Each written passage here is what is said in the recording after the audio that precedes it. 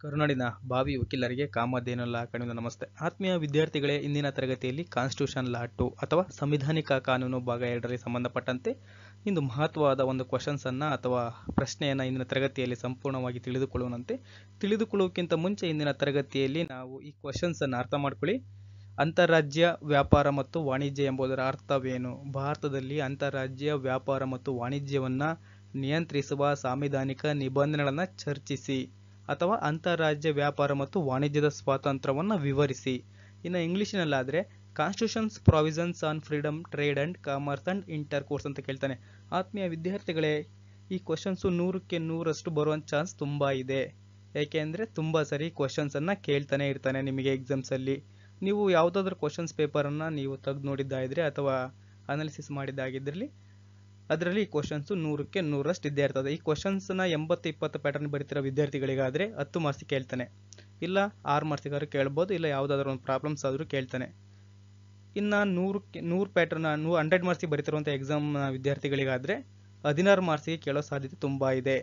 ಇಲ್ಲ ಅಂದರೆ 8 ಮಾರ್ಕ್ಸಿಗಾರೆ ಕೇಳ್ತಾನೆ. ಇಲ್ಲ ಅಂದರೆ ಯಾವುದಾದ್ರೂ ಪ್ರಾಬ್ಲಮ್ಸಲ್ಲಿ ಈ ಕ್ವಶನ್ಸನ್ನು ಕಂಪಲ್ಸರಿ ಅಳವಡಿಸಿರ್ತಾನೆ. ಯಾವ ರೀತಿ ಬರಿಬೇಕು ಆತ್ಮೀಯ ವಿದ್ಯಾರ್ಥಿಗಳು ಅರ್ಥ ಮಾಡ್ಕೊಳ್ಳಿ. ಯಾವ ರೀತಿ ಬರೀಬೇಕಂದ್ರೆ ಫಸ್ಟು ಮುಖ್ಯಾಂಶಗಳು ಏನಿದೆ, ಮುಖ್ಯಾಂಶಗಳಲ್ಲಿ ಪೀಠಿಕೆ ಆದಮೇಲೆ ಯಾವುದು ಅನುಚ್ಛೇದಗಳಲ್ಲಿ ಬರ್ತದೆ, ಏನು ಅಂತಾರಾಜ್ಯ ವ್ಯಾಪಾರ ಮತ್ತು ವಾಣಿಜ್ಯ ಎಂಬುದು ಯಾವುದರಲ್ಲಿ ಬರ್ತದೆ, ಇಂಡಿಯನ್ ಕಾನ್ಸ್ಟಿಟ್ಯೂಷನಲ್ಲಿ ಅಥವಾ ಭಾರತ ಸಂವಿಧಾನದಲ್ಲಿ ಎಷ್ಟನೇ ವಿಧಿಯಿಂದ ಸ್ಟಾರ್ಟ್ ಆಗಿ ಎಲ್ಲಿಗೆ ಕ್ಲೋಸ್ ಆಗ್ತಿದೆ ಅನ್ನೋ ತುಂಬ ಇಂಪಾರ್ಟೆಂಟ್. ನಾವು ಯಾವ ರೀತಿ ಬರ್ತಿದ್ದೀವಲ್ಲ ಅದೇ ರೀತಿ ನೀವು ಬರೀಬೇಕು. ಫಸ್ಟ್ ಒನ್ ಏನು ಹೇಳಿದೆ ಆತ್ಮೀಯ ವಿದ್ಯಾರ್ಥಿಗಳೇ, ಅನುಚ್ಛೇದ 301 ವ್ಯಾಪಾರ ವಾಣಿಜ್ಯ ಮತ್ತು ಸಂಪರ್ಕದ ಸ್ವಾತಂತ್ರ್ಯ. ಸೆಕೆಂಡ್ ಒನ್ ಏನಿದೆ, ವ್ಯಾಪಾರ ವಾಣಿಜ್ಯ ಮತ್ತು ಸಂಪರ್ಕದ ಮೇಲೆ ನಿಬಂಧನೆಗಳನ್ನು ವಿಧಿಸಲು ಸಂಸತ್ತಿನ ಅಧಿಕಾರ. ನೆಕ್ಸ್ಟ್ ಏನಿದೆ, ಅನುಚ್ಛೇದ 303 ವ್ಯಾಪಾರ ಮತ್ತು ವಾಣಿಜ್ಯ ಬಗ್ಗೆ ಒಕ್ಕೂಟ ಮತ್ತು ರಾಜ್ಯಗಳ ವಿಧಾಯಿ ಅಧಿಕಾರಗಳ ಮೇಲೆ ನಿರ್ಬಂಧಗಳು. ಅದೇ ಥರನೇ ಅನುಚ್ಛೇದ 304 ರಾಜ್ಯಗಳ ನಡುವೆ ವ್ಯಾಪಾರ ವಾಣಿಜ್ಯ ಸಂಪರ್ಕ ಇವುಗಳ ಮೇಲೆ ನಿರ್ಬಂಧಗಳು. ನೆಕ್ಸ್ಟ್ ಅನುಚ್ಛೇದ 305 ಅಸ್ತಿತ್ವದಲ್ಲಿರುವ ಕಾನೂನುಗಳು ಮತ್ತು ರಾಜ್ಯದ ಏಕಸ್ವಾಮ್ಯದ ಬಗ್ಗೆ ಉಪಬಂಧಿಸುವ ಕಾನೂನುಗಳ ಉಪಳಿಸುವಿಕೆ. ಅನುಚ್ಛೇದ 306 ಇದನ್ನು ನಿರಸಿತಗೊಳಿಸಲಾಗಿದೆ ಅಥವಾ ರದ್ದುಗೊಳಿಸಲಾಗಿದೆ ಅಂತ ಹೇಳ್ಬಿಟ್ಟು ನಿಮಗೆ ಗೊತ್ತಾಯ್ತಾ. ನೆಕ್ಸ್ಟ್ ಒಂದು ಏನು ಹೇಳ್ತಿದೆ, ಅನುಚ್ಛೇದ 301ರಿಂದ 304ರವರೆಗಿನ ಅನುಚ್ಛೇದಗಳ ಉದ್ದೇಶಗಳನ್ನು ಕಾರ್ಯಗತಗೊಳಿಸುವುದಕ್ಕಾಗಿ ಪ್ರಾಧಿಕಾರ ನೇಮಕ. ಆತ್ಮೀಯ ವಿದ್ಯಾರ್ಥಿಗಳೇ, ನಾವು ಯಾವ ರೀತಿ ಬರ್ತಿದ್ದೀವಲ್ಲ ಇದೇ ರೀತಿಯಲ್ಲಿ ಬರಿಬೇಕು ನೀವು. ಫಸ್ಟು ಮುಖ್ಯಾಂಶಗಳಂತ ಹಾಕ್ಬಿಟ್ಟು ಆಮೇಲೆ ಪೀಠಿಕೆ ಅಂತ ಹಾಕಬಿಟ್ಟು ಅದು ಸಂವಿಧಾನದ ಅನುಚ್ಛೇದ ಎಲ್ಲರಿಂದ ಎಲ್ಲಿಗೆ ಹೇಳುತ್ತೆ ಅಂತ ಹೇಳ್ಬಿಟ್ಟು ಅವನು ಒಂದೊಂದನಾಗಿ ಬರೀರ್ಬೇಕೇನಾ. ಈ ರೀತಿ ಬರೆದ್ರೆ ತುಂಬ ಈಸಿ ವೇಲ್ ಪಾಸ್ ಆಗ್ಬೋದು ಆತ್ಮೀಯ ವಿದ್ಯಾರ್ಥಿಗಳೇ. ಆತ್ಮೀಯ ವಿದ್ಯಾರ್ಥಿಗಳನ್ನ ನಾವು ನೆಕ್ಸ್ಟ್ ಒನ್ ನೋಡೋದಾದರೆ ಅದರಲ್ಲಿ ಏನಿದೆ ಅಂತ ನೋಡೋದಾದರೆ ವ್ಯಾಪಾರ ವಾಣಿಜ್ಯ ಮತ್ತು ವ್ಯವಹರಣೆಯ ಸ್ವಾತಂತ್ರ್ಯದ ಮೇಲೆ ನಿರ್ಬಂಧನೆಗಳು ಅಥವಾ ನಿಬಂಧನೆಗಳು. ವ್ಯಾಪಾರ ವಾಣಿಜ್ಯ ಮತ್ತು ವ್ಯವಹರಣೆ ಸ್ವಾತಂತ್ರ್ಯದ ಮೇಲೆ ನಿಬಂಧನೆಗಳು ಅಂತ ಇಂಪಾರ್ಟೆಂಟ್ ತುಂಬ. ಇದು ಸಾರ್ವಜನಿಕ ಹಿತಕ್ಕಾಗಿ ವ್ಯಾಪಾರ ಮತ್ತು ವಾಣಿಜ್ಯದ ಮೇಲೆ ನಿರ್ಬಂಧನೆ ಹಾಕುವ ಸಂಸತ್ತಿನ ಅಧಿಕಾರ. ಸಂಸತ್ತು ಯಾವ ರೀತಿಯಾಗಿ ವ್ಯಾಪಾರ ಮತ್ತು ವಾಣಿಜ್ಯ ವ್ಯವಹಾರದ ಮೇಲೆ ಯಾವ ರೀತಿ ನಿರ್ಬಂಧ ಆಗ್ತದೆ ಅಂತ ನೆಕ್ಸ್ಟ್ ಸ್ಲೈಡಲ್ಲಿ ನೋಡೋಣಂತೆ. ಅದೇ ಥರನೇ ಸರಕುಗಳ ಅಭಾವ ಅಥವಾ ಕ್ಷಾಮವಿದ್ದಾಗ ಸಂಸತ್ತಿನ ವ್ಯಾಪಾರ ಮತ್ತು ವಾಣಿಜ್ಯ ಮೇಲೆ ಕಾನೂನು ರಚಿಸುವ ಅಧಿಕಾರ ತುಂಬ ಇಂಪಾರ್ಟೆಂಟು. ನೆಕ್ಸ್ಟ್ ಸ್ಲೈಡಲ್ಲಿ ನೋಡೋಣಂತ ಅದನ್ನು. ಈಗ ನೆಕ್ಸ್ಟ್ ಆತ್ಮೀಯ ವಿದ್ಯಾರ್ಥಿಗಳು ಏನಿದೆ, ವ್ಯಾಪಾರ ಮತ್ತು ವಾಣಿಜ್ಯವನ್ನು ನಿಯಂತ್ರಿಸುವ ಅಧಿಕಾರ. Third one. ಫೋರ್ತ್ ಒನ್ ನೋಡೋದಾದ್ರೆ ಸಾರ್ವಜನಿಕ ಹಿತಕ್ಕಾಗಿ ಸೂಕ್ತ, ಯಾವುದಕ್ಕೆ ಸಾರ್ವಜನಿಕ ಹಿತಕ್ಕಾಗಿ ಸೂಕ್ತ ನಿರ್ಬಂಧನೆಗಳನ್ನು ವಿಧಿಸುವ ರಾಜ್ಯದ ಅಧಿಕಾರ. ನೆಕ್ಸ್ಟ್ ಒನ್ ಅಸ್ತಿತ್ವದಲ್ಲಿರುವ ಮತ್ತು ರಾಜ್ಯದ ಏಕಸ್ವಾಮ್ಯ ಕಾನೂನುಗಳನ್ನು ಉಳಿಸುವಿಕೆ. ಆತ್ಮೀಯ ವಿದ್ಯಾರ್ಥಿಗಳೇ, ಅಷ್ಟನ್ನು ನೀವು ಮುಖ್ಯಾಂಶಗಳಲ್ಲಿ ಬರಿತೀರಾ ಅಥವಾ ಸಿನೋಪ್ಸಿಸ್ ಅಲ್ಲಿ ಬರಿತೀರಾ.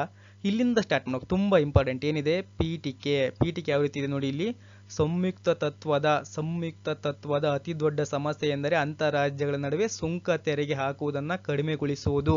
ಅದರಲ್ಲೂ ಎಷ್ಟು ಸಾಧ್ಯವೋ ಅಷ್ಟು ಕಡಿಮೆಗೊಳಿಸಬೇಕಾಗ್ತದೆ. ಯಾಕೆಂದರೆ ಪ್ರತಿಯೊಬ್ಬ ವ್ಯಕ್ತಿಯು ಯಾವುದೇ ರಾಜ್ಯದಲ್ಲಿ ವಾಸಿಸಿದ್ದರೂ ಅವರೆಲ್ಲ ನಾವು ಭಾರತೀಯರು, ಒಂದೇ ರಾಷ್ಟ್ರದವರು ಎಂಬ ಭಾವನೆ ಇರುತ್ತದೆ. ಅದರಲ್ಲೂ ಸಂಯುಕ್ತ ರಾಷ್ಟ್ರದಲ್ಲಿ ಒಂದೇ ಆರ್ಥಿಕ ನೀತಿ ತರುವುದು ಸಹ ಎಲ್ಲರಿಗೂ ಪ್ರಯೋಜನಕಾರಿಯಾಗಿರುತ್ತದೆ. ಈ ಉದ್ದೇಶಕ್ಕಾಗಿ ಭಾರತವು ಅನುಚ್ಛೇದ 19(1)G ಅದು 19(1)D ಆಗಿತ್ತೆ, ಜಿ ಮಾಡ್ಕೊಳ್ಳಿ ಅದನ್ನು. ಆಯ್ತರ ಮತ್ತು 19(1)E ಮತ್ತು ಅನುಚ್ಛೇದ 19(301) ಸಂವಿಧಾನದಲ್ಲಿ ಸೇರಿಸಲಾಗಿದೆ. ತುಂಬ ಇಂಪಾರ್ಟೆಂಟ್ ಆತ್ಮೀಯ ವಿದ್ಯಾರ್ಥಿಗಳು ಅರ್ಥ ಮಾಡ್ಕೊಳ್ಳಿ.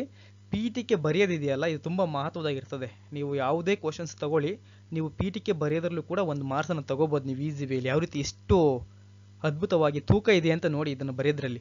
ಸಂಯುಕ್ತ ತತ್ವದ ಅತಿ ದೊಡ್ಡ ಸಮಸ್ಯೆ ಎಂದರೆ ಯಾವುದು? ಅಂತಾರಾಜ್ಯಗಳ ನಡುವೆ ಸುಂಕ ತೆರಿಗೆ ಹಾಕುವುದನ್ನು ಕಡಿಮೆಗೊಳಿಸುವುದು. ಏನು ನಾವು ತೆರಿಗೆ ಹಾಕ್ತೀವಲ್ಲ ಅದನ್ನು ಕಡಿಮೆಗೊಳಿಸುವುದು, ಅದರಲ್ಲಿ ಎಷ್ಟು ಸಾಧ್ಯವೋ ಅಷ್ಟು ಕಡಿಮೆಗೊಳಿಸಬೇಕಾಗ್ತದೆ ಅಂತ ಹೇಳ್ತಿದ್ದಾರೆ. ಯಾಕೆಂದರೆ ಪ್ರತಿಯೊಬ್ಬ ವ್ಯಕ್ತಿಯು ಯಾವುದೇ ರಾಜ್ಯದಲ್ಲಿ ವಾಸಿಸುತ್ತಿದ್ದರೂ ಅವರೆಲ್ಲ ನಾವು ಭಾರತೀಯರು, ಒಂದೇ ರಾಷ್ಟ್ರದವರು. ಇದು ಹೂವಾಗೈತೆ, ಮಾಡ್ಕೊಳ್ಳಿ. ರಾಷ್ಟ್ರದವರು ಎಂಬ ಭಾವನೆ ಇರುತ್ತದೆ. ಅದರಲ್ಲೂ ಸಂಯುಕ್ತ ರಾಷ್ಟ್ರದಲ್ಲಿ ಒಂದೇ ಆರ್ಥಿಕ ನೀತಿ ತರುವುದು ಸಹ ಎಲ್ಲರಿಗೂ ಪ್ರಯೋಜನ ಆಗ್ತದೆ. ಮೀನ್ಸ್ ಹಂಗಂದ್ರೆ ಎಲ್ಲ ರಾಜ್ಯಗಳು, ಏನು ನಮ್ಮ ದೇಶದಲ್ಲಿ ಎಷ್ಟು ರಾಜ್ಯಗಳಿದಾವೆ ಎಲ್ಲ ರಾಜ್ಯಗಳು ಒಂದೇ ತರದ ತೆರಿಗೆಯನ್ನು ವಿಧಿಸಬೇಕು ಅಂತ ಹೇಳ್ಬಿಟ್ಟಿದ್ರೆ ಅರ್ಥ ಆತ್ಮ ವಿದ್ಯಾರ್ಥಿಗಳೇ. ನೆಕ್ಸ್ಟ್ ಏನಿದೆ? ಈ ಉದ್ದೇಶಕ್ಕಾಗಿ ಭಾರತವು ಅನುಚ್ಛೇದ 19(1)D ಮತ್ತು ಅನುಚ್ಛೇದ 19(1)A ಮತ್ತು ಅನುಚ್ಛೇದ 19(301) ಸಂವಿಧಾನದಲ್ಲಿ ಸೇರಿಸಲಾಗಿದೆ. ನೆಕ್ಸ್ಟ್ ಏನಿದೆ? ವ್ಯಾಪಾರ ವಾಣಿಜ್ಯ ಮತ್ತು ವ್ಯವಹರಣೆಯ ಸ್ವಾತಂತ್ರ್ಯದ ಉದ್ದೇಶ. Object of the freedom of trade, commerce and intercourse ಏನಿದೆ? ಅನುಚ್ಛೇದ 301. ಏನ್ ಹೇಳ್ತಿದ್ರೆ ಆತ್ಮ ವಿದ್ಯಾರ್ಥಿಗಳು? ಅನುಚ್ಛೇದ 301 ಏನ್ ಹೇಳ್ತದೆ? ತುಂಬಾ ಇಂಪಾರ್ಟೆಂಟು. ಪ್ರಮುಖ ಉದ್ದೇಶವೆಂದರೆ ರಾಜ್ಯಗಳ ಗಡಿ ತೆರಿಗೆ. ನೋಡಿ ಏನ್ ಹೇಳ್ತಾರೆ? ರಾಜ್ಯಗಳ ಗಡಿ ತೆರಿಗೆ ಸುಂಕಗಳನ್ನು ತೆಗೆದುಹಾಕಿ ರಾಜ್ಯಗಳ ನಡುವೆ ಮುಕ್ತ ವ್ಯಾಪಾರ ಮತ್ತು ವಾಣಿಜ್ಯವನ್ನ, ಭಾರತವನ್ನ ರಾಷ್ಟ್ರ ಕ್ಷೇತ್ರ ವ್ಯಾಪ್ತಿ ತುಂಬ ತರುವುದಾಗಿರುತ್ತದೆ ಮತ್ತು ಪ್ರೋತ್ಸಾಹಿಸುವುದಾಗಿರುತ್ತದೆ.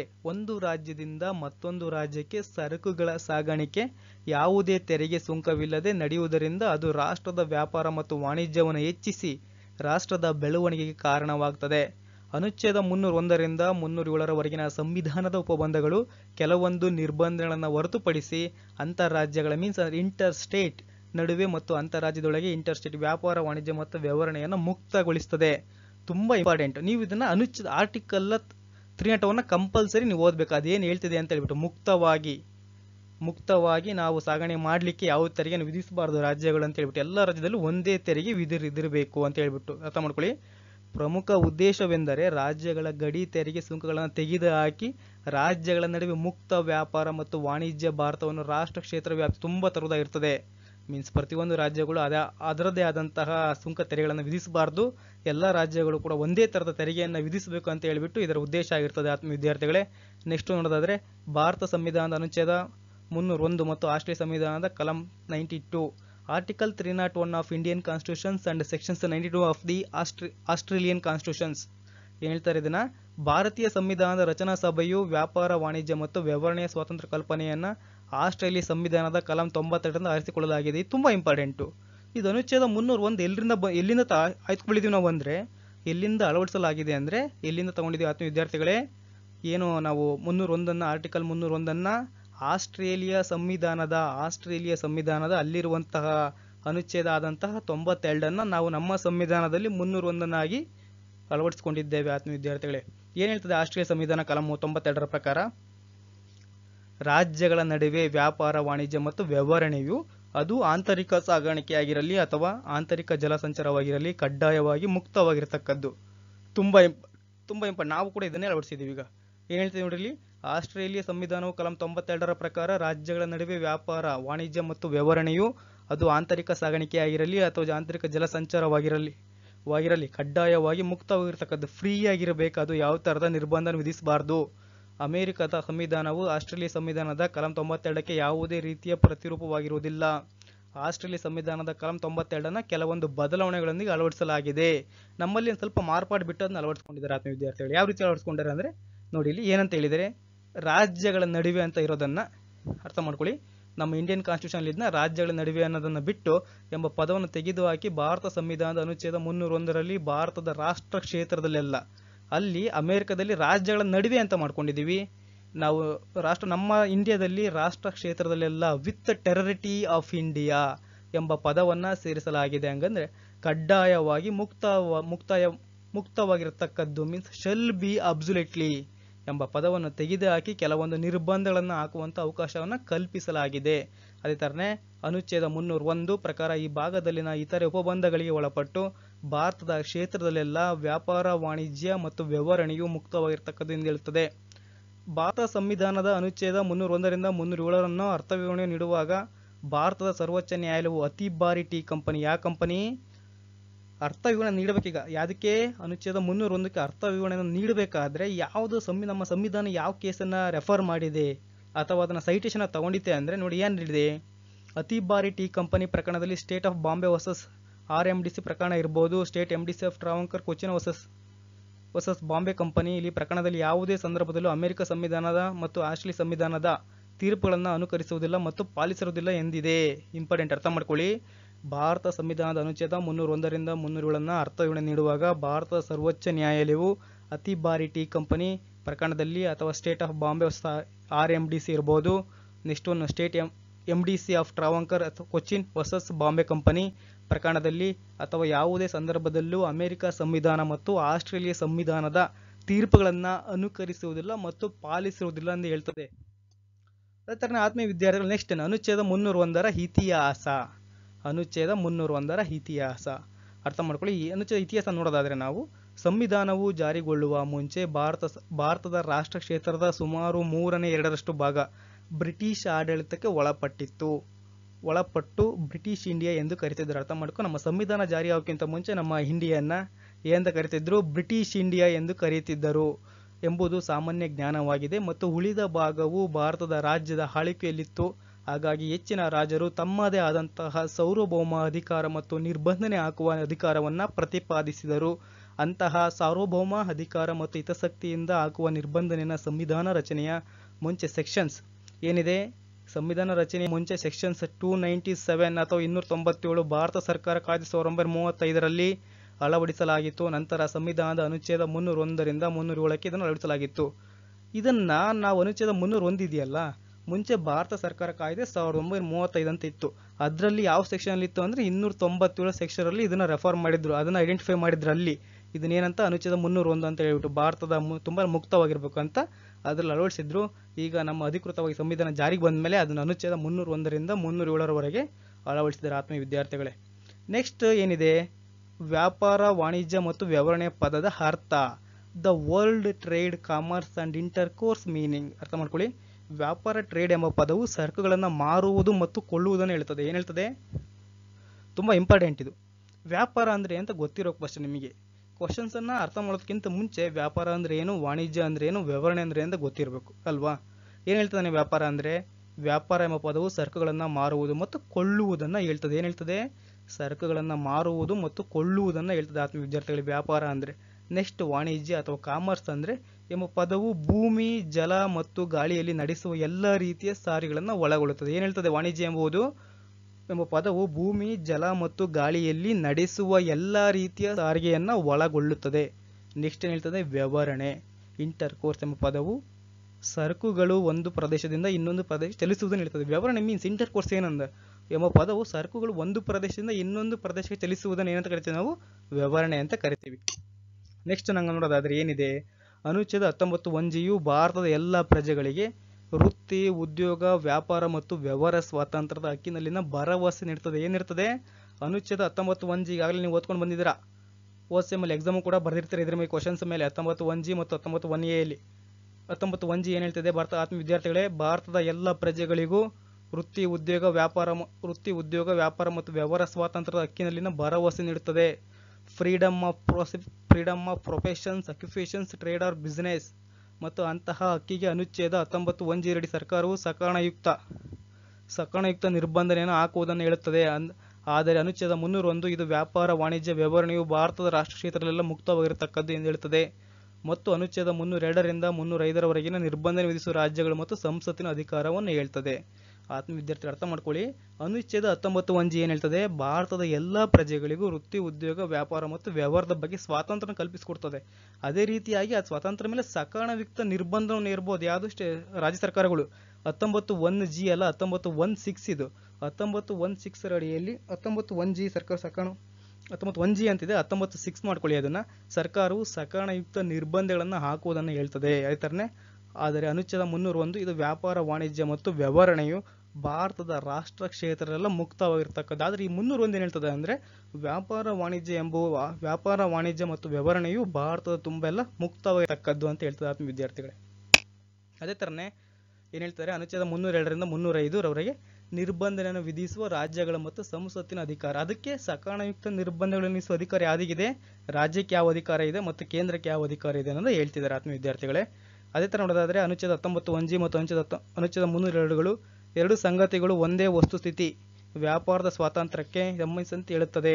ಅನುಚ್ಛೇದ 19(1)G ಇದು ಪ್ರತಿಯೊಬ್ಬ ಪ್ರಜೆಗೂ ಸಂಬಂಧಿಸಿದ್ದು ಅವು ಮೂಲಭೂತ ಹಕ್ಕನ್ನು ರಕ್ಷಿಸುತ್ತದೆ. ಇನ್ನೊಂದೆಡೆ ಅನುಚ್ಛೇದ 301 ಇದು ರಾಷ್ಟ್ರದ ವ್ಯಾಪಾರ ಮತ್ತು ವಾಣಿಜ್ಯ ವಿವರಣೆಯನ್ನು ರಕ್ಷಿಸುತ್ತದೆ ಮತ್ತು ರಾಜ್ಯಗಳ ನಡುವಿನ ಅಥವಾ ರಾಜ್ಯದ ಒಳಗಿನ ನಿರ್ಬಂಧನೆಯನ್ನು ಪ್ರತಿಬಂಧಿಸುತ್ತದೆ. ಏನು ಹೇಳ್ತಿದ್ದಾನೆ, ಅನುಚ್ಛೇದ 19(1)G ಮತ್ತು ಅನುಚ್ಛೇದ 302 ಇದೆಯಲ್ಲ, ಅವೆರಡು ಸಂಗತಿಗಳು ಕೂಡ ಅದು ಒಂದೇ ಆಗಿದೆ ಅಂತ ಹೇಳ್ತೇನೆ ಆತ್ಮೀಯ ವಿದ್ಯಾರ್ಥಿಗಳೇ. ಇನ್ನು ನೆಕ್ಸ್ಟ್ ಒನ್ ಏನಿದೆ, ಅನುಚ್ಛೇದ 301 ಪ್ರತಿಯೊಬ್ಬ ವ್ಯಕ್ತಿಯು ಸರಕುಗಳನ್ನು ಒಂದು ಕಡೆಯಿಂದ ರಾಜ್ಯದ ಮತ್ತೊಂದು ಕಡೆಗೆ ಸಾಗಿಸುವಾಗ ವಿಧಿಸುವ ನಿರ್ಬಂಧನೆಗೆ ಸಂಬಂಧಿಸಿದಂತೆ ಪ್ರಾರ್ಥಿಸಲಾಗುತ್ತದೆ. ಅನುಚ್ಛೇದ 19(1)G ಪ್ರಜೆಯ ವ್ಯಾಪಾರ ಮತ್ತು ಉದ್ಯೋಗದ ಹಕ್ಕನ್ನು ಪ್ರತಿಬಂಧಿಸಿದಾಗ ಪ್ರಾರ್ಥಿಸಲಾಗುತ್ತದೆ. ಅನುಚ್ಛೇದ 301 ಇದು ವ್ಯಾಪಾರದ ಚಲನೆಯ ದಿಕ್ಕನ್ನು ಅವಲೋಕಿಸುತ್ತದೆ ಮತ್ತು ಅನುಚ್ಛೇದ 19(1)G ಹಕ್ಕಿಗೆ ಪರಿಹಾರವನ್ನು ಅವಲೋಕಿಸುತ್ತದೆ. ಯಾವ ರೀತಿ ಪರಿಹಾರ ಇದೆ ಅನ್ನೋದು ಕೂಡ ಅವಲೋಕಿಸುತ್ತದೆ ಅಂತ ಹೇಳ್ತದೆ ಅನುಚ್ಛೇದ 301. ಅದೇ ಥರನೇ ವ್ಯಾಪಾರ ಮತ್ತು ವಾಣಿಜ್ಯಕ್ಕೆ ಸಂಬಂಧಪಟ್ಟ ನಿರ್ಬಂಧನೆಯನ್ನು ಅನುಚ್ಛೇದ 19(1)G ಅನುಚ್ಛೇದ 301 ಅಡಿಯಲ್ಲಿ ಸಿಂಧುತ್ವವನ್ನು ಪ್ರಶ್ನಿಸಬಹುದು. ಆದರೆ ಕೆಲವೊಂದು ನಿರ್ಬಂಧನೆಗಳನ್ನು ಅನುಚ್ಛೇದ 19(1)G ಅಡಿಯಲ್ಲಿ ಪ್ರಶ್ನಿಸಲಾಗುವುದಿಲ್ಲ.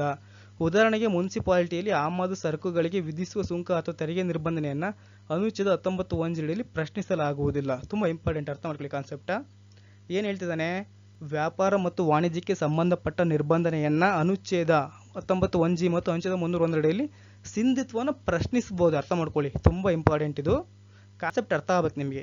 ವ್ಯಾಪಾರ ಮತ್ತು ವಾಣಿಜ್ಯಕ್ಕೆ ಸಂಬಂಧಪಟ್ಟ ನಿರ್ಬಂಧನೆಯನ್ನು ಅನುಚ್ಛೇದ 19(1)G ಮತ್ತು ಅನುಚ್ಛೇದ 301 ಅಡಿಯಲ್ಲಿ ಅದರ ಸಿಂಧುತ್ವವನ್ನು ಪ್ರಶ್ನಿಸಬಹುದು. ಆದರೆ ಕೆಲವೊಂದು ನಿರ್ಬಂಧನೆಗಳನ್ನು ಅನುಚ್ಛೇದ 19(1)G ಅಡಿಯಲ್ಲಿ ಪ್ರಶ್ನಿಸಲಾಗುವುದಿಲ್ಲ. ಉದಾಹರಣೆಗೆ ಯಾವುವು, ಮುನ್ಸಿಪಾಲಿಟಿಯಲ್ಲಿ ಆಗುವಂಥ ಆಮದು ಸರಕುಗಳಿರ್ಬೋದು, ವಿಧಿಸುವಂಥ ಸುಂಕ ಇರ್ಬೋದು ಅಥವಾ ತೆರಿಗೆ ನಿರ್ಬಂಧನೆಯನ್ನು ಅನುಚ್ಛೇದ 19(1)G ಅಡಿಯಲ್ಲಿ ಪ್ರಶ್ನಿಸಲಾಗುವುದಿಲ್ಲ ಆತ್ಮೀಯ ವಿದ್ಯಾರ್ಥಿಗಳೇ. ಇನ್ನು ನೆಕ್ಸ್ಟ್ ನೋಡೋದಾದರೆ ಅನುಚ್ಛೇದ 19(1)G ಇದು ಮೂಲಭೂತ ಹಕ್ಕು ಮತ್ತು ಇದು ಭಾರತದ ಪ್ರಜೆಗಳು ಮಾತ್ರ ಪ್ರಾರ್ಥಿಸಬಹುದು. ಯಾರಿಗೆ ಅಭಿಸ್ತದೆ, ಇದು ಬೇರೆ ಯಾವುದೇ ರಾಷ್ಟ್ರದ ವ್ಯಕ್ತಿಗಳಿಗಲ್ಲ, ಓನ್ಲಿ ಯಾರಿಗೆ, ಭಾರತದಲ್ಲಿ ವಾಸಿಸುವಂಥ ಭಾರತದ ಪ್ರತಿಯೊಬ್ಬ ಪ್ರಜೆಗೂ ಅನ್ವಯವಾಗ್ತದೆ ಇದು. ಇದರ ಉಲ್ಲಂಘನೆಗೆ ಅನುಚ್ಛೇದ 32ರಲ್ಲಿ ಅರ್ಜಿ ಹಾಕಿಕೊಂಡು ಪರಿಹಾರ ಪಡಿಬಹುದು. ಅನುಚ್ಛೇದ 301 ಇದರ ಉಲ್ಲಂಘನೆ ಆಯಿತು ಅಂದರೆ, ಇದು ಉಲ್ಲಂಘನೆ ಆದಾಗ ಎಲ್ಲ ಹಾಕಬಹುದು, ನೀವು ಪರಿಹಾರಕ್ಕಾಗಿ ಅನುಚ್ಛೇದ 32ರ ಅಡಿಯಲ್ಲಿ ಅರ್ಜಿ ಹಾಕಿಕೊಂಡು ಪರಿಹಾರ ಪಡೆಯಬಹುದು. ಅದೇ ಥರನೇ ಅನುಚ್ಛೇದ 19(1)2ರಲ್ಲಿ ಇದು ಕಂಪನಿಗೆ ಲಭ್ಯವಿರುವುದಿಲ್ಲ ಮತ್ತು ಇದು ತುರ್ತು ಪರಿಸ್ಥಿತಿಯಲ್ಲಿ ಅಮಾನತುಗೊಳ್ಳುತ್ತದೆ. ಯಾವಾಗ ತುರ್ತು ಪರಿಸ್ಥಿತಿಯಲ್ಲಿ ಅಮಾನಗೊಳ್ಳುತ್ತದೆ ಇದು 19(1)G ಅನ್ನೋದು ಅರ್ಥ ಮಾಡ್ಕೊಳ್ಳಿ. ಅನುಚ್ಛೇದ 301 ಅಡಿಯಲ್ಲಿ ಕಾರ್ಪೊರೇಷನ್ ಮತ್ತು ರಾಜ್ಯ ತಾರತಮ್ಯ ಕಾಯ್ದೆ ವಿರುದ್ಧ ಪ್ರಾರ್ಥಿಸಬಹುದು. ತುರ್ತು ಪರಿಸ್ಥಿತಿ ಸಂದರ್ಭದಲ್ಲಿ ಮೂಲಭೂತ ಹಕ್ಕುಗಳು ಅಮಾನತಾದಾಗ ನ್ಯಾಯಾಲಯವು ಕಾಯ್ದೆಯ ಸಿಂಧುತ್ವವನ್ನು ಪರಿಗಣಿಸಲು ಅನುಚ್ಛೇದ 301 ಅವಲಂಬಿಸುತ್ತದೆ. ಅರ್ಥ ಮಾಡ್ಕೊಳ್ಳಿ, ತುಂಬ ಕಾನ್ಸೆಪ್ಟನ್ನು ಅರ್ಥ ಮಾಡ್ಕೋಬೇಕು ನೀವು, ನಾನು ಹೇಳಿದಂಥ ವರ್ಡ್ಗಳನ್ನ. ಅನುಚ್ಛೇದ 301 ಅಡಿಯಲ್ಲಿ ಕಾರ್ಪೊರೇಷನ್ಸ್ ಮತ್ತು ರಾಜ್ಯವು ತಾರತಮ್ಯ ಕಾಯ್ದೆಯ ವಿರುದ್ಧ ಪ್ರಾರ್ಥಿಸಬಹುದು. ತುರ್ತು ಪರಿಸ್ಥಿತಿಯ ಸಂದರ್ಭದಲ್ಲಿ ಮೂಲಭೂತ ಹಕ್ಕುಗಳು ಅಮಾನತಾದಾಗ, ಏನು ಮೂಲಭೂತ ಹಕ್ಕುಗಳು ಅಮಾನತಾದಾಗ ನ್ಯಾಯಾಲಯವು ಕಾಯ್ದೆಯ ಸಿಂಧುತ್ವವನ್ನು ಪರಿಗಣಿಸಲು ಅನುಚ್ಛೇದ 301 ಅವಲಂಬಿಸುತ್ತದೆ. ಮೂಲಭೂತ ಹಕ್ಕುಗಳು ಅಮಾನತಾದಾಗ ನ್ಯಾಯಾಲಯವು ಏನು ಮಾಡ್ತದೆ, ಆ ಸಿಂಧುತ್ವವನ್ನು ಪರಿಗಣಿಸಲು ಅನುಚ್ಛೇದ 301 ಅವಲಂಬಿಸಿರುತ್ತದೆ. ಅರ್ಥ ಮಾಡ್ಕೊಳ್ಳಿ, ತುಂಬ ಇಂಪಾರ್ಟೆಂಟ್ ಇದು. ನೆಕ್ಸ್ಟ್ ಒನ್, ಅನುಚ್ಛೇದ 301 ಆಜ್ಞಾಪೂರ್ವಕ, ಮ್ಯಾಂಡೇಟರಿ ಮೀನ್ಸ್ ಕಡ್ಡಾಯವಾಗಿ ಅಂತ ಹೇಳಿಬಿಟ್ಟು ಉಪಬಂಧ ಮತ್ತು ಇದಕ್ಕೆ ತದ್ವಿರುದ್ಧವಾಗಿದ್ದರೆ ಅಂತಹ ಕಾನೂನಿನ ಅಧಿಕಾರಾತೀತ ಅಲ್ಟ್ರಾ ವೈರಸ್ ಅದನ್ನು ರದ್ದುಪಡಿಸಬಹುದು ಎಂದು ಹೇಳ್ತದೆ. ಅರ್ಥ ಮಾಡ್ಕೊಳ್ಳಿ, ಅದು ಶೂನ್ಯವಾಗುತ್ತದೆ. ಅದು ಆಜ್ಞಾಪೂರ್ವಕ, ಉಪಬಂಧ ಮತ್ತು ಇದಕ್ಕೆ ತದ್ವಿರುದ್ಧವಾಗಿದ್ದರೆ 301ಕ್ಕೆ ಯಾವುದೇ ಇದುಗಳು ತದ್ವಿರುದ್ಧವಾಗಿದ್ದರೆ ಅಂತಹ ಕಾನೂನನ್ನು ಅಧಿಕಾರಾತೀತ ಅಥವಾ ಅಲ್ಟ್ರಾ ವೈರಸ್ ಎಂದು ಹೇಳ್ತದೆ. ಆದರೆ ಇದು ಮೂಲಭೂತ ಹಕ್ಕಲ್ಲ ಮತ್ತು ಆದ್ದರಿಂದ ಅನುಚ್ಛೇದ 301 ಪ್ರಾರ್ಥಿಸಿದಾಗ ಅನುಚ್ಛೇದ 32 ಅನ್ವಯಿಸಲಾಗುವುದಿಲ್ಲ. ಅನುಚ್ಛೇದ 19(1)G ಅದೇನಾದ್ರು ವೈಲೇಷನ್ ಆದರೆ ನಾವು ಆರ್ಟಿಕಲ್ 32 ಅಂಡರಲ್ಲಿ ಪರಿಹಾರ ಪಡಿಬಹುದು ಆತ್ಮೀಯ ವಿದ್ಯಾರ್ಥಿಗಳು, ಅರ್ಥ ಮಾಡ್ಕೊಳ್ಳಿ. ಆದರೆ 301 ಮೂಲಭೂತ ಹಕ್ಕಲ್ಲ. ಇದನ್ನು ಯಾರ್ಯಾರು ಪರಿಹಾರಕ್ಕಾಗಿ ಪ್ರಾರ್ಥಿಸಿದಾಗ ಅನುಚ್ಛೇದ 32 ಏನಿದೆಯಲ್ಲ, ನಾವು ಇದರಲ್ಲಿ ಪರಿಹಾರ ಕೇಳಲಿಕ್ಕೆ ಬರೋದಿಲ್ಲ ಅಂತ ಹೇಳ್ತಿದ್ದಾರೆ, ಇದು ಮೂಲಭೂತ ಹಕ್ಕಲ್ಲ ಅಂತ ಹೇಳ್ಬಿಟ್ಟು. ಅದೇ ಥರನೇ ರೆಗ್ಯುಲೇಟರಿ ಆ್ಯಂಡ್ ಕಾಂಪನ್ಸೇಟರಿ ಲಾ ಏನು ಹೇಳ್ತಾರೆ ಆತ್ಮೀಯ ವಿದ್ಯಾರ್ಥಿಗಳೇ, ಮುಕ್ತ ಮೀನ್ಸ್ ಫ್ರೀ ಎಂಬ ಪದವು ಅನುಚ್ಛೇದ 301 ಅಡಿಯಲ್ಲಿ ಕಾನೂನು ಮತ್ತು ನಿಯಂತ್ರಣಗಳಿಂದ ಸ್ವಾತಂತ್ರ್ಯ ಹೊಂದಿದೆ. ಏನು ಹೇಳ್ತಾರೆ, ಮುಕ್ತ ಫ್ರೀ ಎಂಬ ಪದವು ಅನುಚ್ಛೇದ 301 ಅಡಿಯಲ್ಲಿ ಕಾನೂನು ಅಥವಾ ನಿಯಂತ್ರಣಗಳಿಂದ ಸ್ವಾತಂತ್ರ್ಯ ಹೊಂದಿದೆ ಎಂಬ ಅರ್ಥ ಅಲ್ಲ. ಸಾರ್ವಜನಿಕ ಹಿತಾಸಕ್ತಿಗೆ ಜಾರಿಗೆ ತರುವ ನಿಯಂತ್ರಣಾತ್ಮಕ ಅಥವಾ ಪರಿಹಾರಾತ್ಮಕ ಕಾನೂನುಗಳು ಅನುಚ್ಛೇದ 301 ಉಲ್ಲಂಘಿಸುವುದಿಲ್ಲ. ಉದಾಹರಣೆ ಟ್ರಾಫಿಕ್ ನಿಯಂತ್ರಣಗಳಿರ್ಬೋದು, ವಾಹನಗಳ ಅನುಮತಿಗಳಿರ್ಬೋದು, ಬೆಲೆ ನಿಯಂತ್ರಣ, ತುಂಬ ಇಂಪಾರ್ಟೆಂಟ್, ಇವನ್ನೆಲ್ಲ ಬರಿಬೇಕು ನೀವು. ಅನುಮತಿಗಳು, ಬೆಲೆ ನಿಯಂತ್ರಣ ಕಾನೂನುಗಳು, ರಸ್ತೆ ಹಾನಿ ವೆಚ್ಚದ ಕಾನೂನುಗಳು ಇತ್ಯಾದಿ ನಿರ್ಬಂಧಗಳ ಕಾನೂನುಗಳನ್ನು ರಾಜ್ಯಗಳು ಅಥವಾ ಸಂಸತ್ ಅನುಚ್ಛೇದ 302ರಿಂದ 305 ಜಾರಿಗೆ ತರಬಹುದು.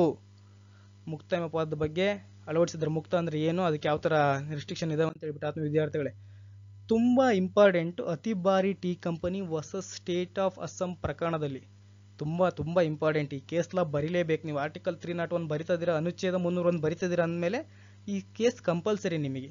ಇಲ್ಲ ಅಂದರೆ ಈ ಪ್ರಕರಣ ಮೇಲೆ ಒಂದು ಕ್ವಶನ್ಸ್ ಕೇಳ್ತಾನೆ, ನಿಮ್ಮ ಪ್ರಾಬ್ಲಮ್ಸನ್ನು ಕೇಳ್ತಾನೆ. ಈ ಪ್ರಕರಣ ನೀವು ಚೆನ್ನಾಗಿ ತಿಳ್ಕೊಂಡ್ರೆ ಸಾಕು, ಯಾವುದೇ ಪ್ರಾಬ್ಲಮ್ಸ್ ಬಂದರೂ ಕೂಡ ನೀವು ಅಟೆಂಡ್ ಮಾಡ್ಬೋದು. ಆತ್ಮ ವಿದ್ಯಾರ್ಥಿಗಳು ಏನು ಹೇಳ್ತಿದ್ದಾನೆ, Atiabari tea company state of Assam ಪ್ರಕರಣದಲ್ಲಿ ಅಥವಾ Assam taxations on goods carried by roads on inland waterways ಅಂತ ಹೇಳ್ಬಿಟ್ಟು ಆತ್ಮ ವಿದ್ಯಾರ್ಥಿಗಳೇ ಈ ಆ್ಯಕ್ಟು 1954ನ ಸಿಂಧುತ್ವವನ್ನು ಪ್ರಶ್ನಿಸಲಾಗಿತ್ತು. ಏನಿದೆಯಲ್ಲ ಅಸ್ಸಾಂ ರಾಜ್ಯದಲ್ಲಿ ಏನಿದೆಯಲ್ಲ ಆ್ಯಕ್ಟ್ ಕಾಯ್ದೆ 1954ನ ಸಿಂಧುತ್ವವನ್ನು ಪ್ರಶ್ನಿಸಲಾಗಿತ್ತು. ಮತ್ತು ಈ ಕಾಯ್ದೆಯ ಅನುಚ್ಛೇದ 301 ಉಲ್ಲಂಘಿಸುತ್ತದೆ ಎಂದು ಮತ್ತು ಅನುಚ್ಛೇದ 304 ಯ 3 ಷರತ್ತುಗಳನ್ನು ಪೂರೈಸಿಲ್ಲವೆಂದು ಆಪಾದಿಸಲಾಗಿತ್ತು. ಏನಾಗಿತ್ತು ಈ ಪ್ರಕರಣದಲ್ಲಿ ಅನುಚ್ಛೇದ 301 ಉಲ್ಲಂಘಿಸುತ್ತದೆ ಎಂದು ಮತ್ತು ಅನುಚ್ಛೇದ 304 ಯ 3 ಷರತ್ತುಗಳನ್ನು ಪೂರೈಸಿಲ್ಲವೆಂದು ಆಪಾದಿಸಲಾಗಿತ್ತು. ಆತ್ಮ ವಿದ್ಯಾರ್ಥಿಗಳೇ, ಮನವಿದಾರನು ಚಹಾ ಬೆಳೆಸುವ ಮತ್ತು ಅದನ್ನು ಅಸ್ಸಾಂನಿಂದ ಕಲ್ಕತ್ತಾಕ್ಕೆ ರಫ್ತು ಮಾಡುವನಾಗಿದ್ದನು. ಹಾಗೆ ರಫ್ತು ಮಾಡುವಾಗ ಅಸ್ಸಾಂನಲ್ಲಿ ಚಹಾಕ್ಕೆ ತೆರಿಗೆ ವಿಧಿಸಲಾಗಿತ್ತು. ಅರ್ಥ ಮಾಡ್ಕೊಳ್ಳಿ. ಸರ್ವೋಚ್ಚ ನ್ಯಾಯಾಲಯವು ಅಸ್ಸಾಂ ತೆರಿಗೆ ಕಾಯ್ದೆಯು ಮುಕ್ತ ವ್ಯಾಪಾರಕ್ಕೆ ನೇರವಾಗಿ ನಿರ್ಬಂಧನೆ ಹಾಕಿದೆ ಎಂದು ಮತ್ತು ಅನುಚ್ಛೇದ 304 ಯ ಷರತ್ತಿಗೆಯನ್ನು ಪಾಲಿಸಲಿಲ್ಲವೆಂದು ಮತ್ತು ಅನುಚ್ಛೇದ 301 ಉಲ್ಲಂಘಿಸಿ ಆಗಿದ್ದರಿಂದ ಅಸ್ಸಾಂ ತೆರಿಗೆ ಕಾಯ್ದೆಯು ಅಸಿಂಧವೆಂದು ತೀರ್ಪೆತ್ತಿದೆ. ಅರ್ಥ ಮಾಡ್ಕೊಳ್ಳಿ.